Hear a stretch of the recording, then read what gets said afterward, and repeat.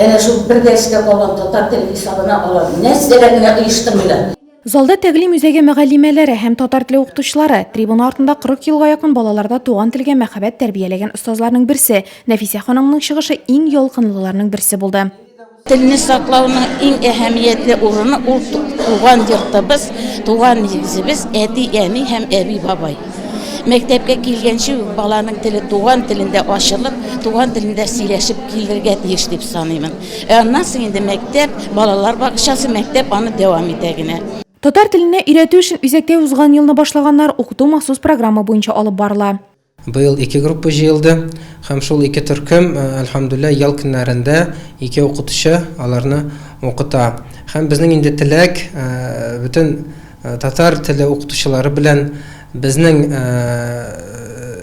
мәктәпләребез белән, балалар бакчалары белән элемтәләребезне ныгайтырга.